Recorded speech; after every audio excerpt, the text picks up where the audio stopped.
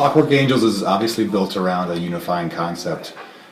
If you can, talk a little bit about how, as a group, you can reach consensus creatively at early stages. It takes time, and it takes a lot of conversation. Alex and I usually get sent some scratch lyrics and initial versions of what Neil's thinking in terms of the lyric content. And we talk amongst ourselves, and then I take a slightly larger role in working with Neil and shaping the lyrics so that I understand them, that we're satisfied with them, and that they suit the music that we're writing. So it's very much a three-way collaboration. You guys are still selling a significant number of albums. Your tours do quite well. Of course, everyone has seen such a change in the business. I'm wondering how Rush, as a business, has pivoted or adapted in recent years. You know, it's been a really interesting time for us. The industry has changed a lot, as you pointed out, in the last 10 years or 5 years. But things have changed for us in the last 4 or 5 years as well. We seem to have a lot more exposure. There's a broader audience. The films that have, that we've been connected with, the documentary as well as a film like I Love You Man, have given us a broader appeal. So in some ways we've become more popular in this time when the industry seems to be shrinking a lot more. Yeah, and for us, you can't sell the kind of records that you used to sell.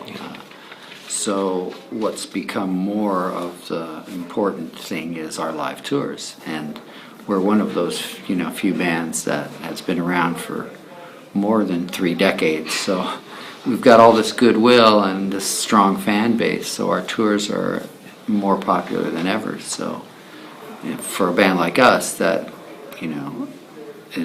makes more business sense for us to spend more time on the road.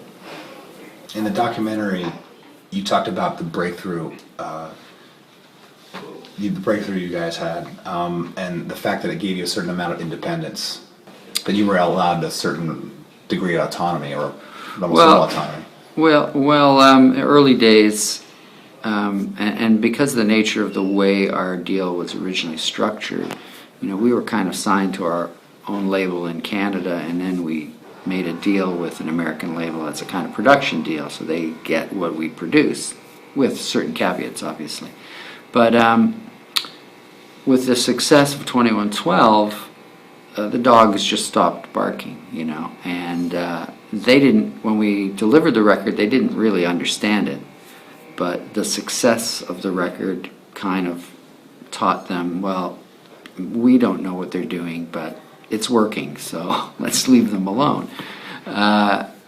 And we haven't really looked back since then. To bring up the Rock and Roll Hall of Fame, of course, you guys have been, in the running since 1998, eligible, I mean.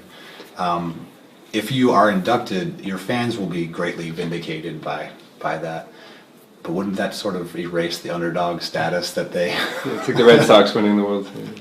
That's okay. We'll handle that when it comes along, if it comes along. I'm very happy for our fans for this nomination, because it means so much to them, and really it's largely because of them that it's come along. So I'm rooting for them.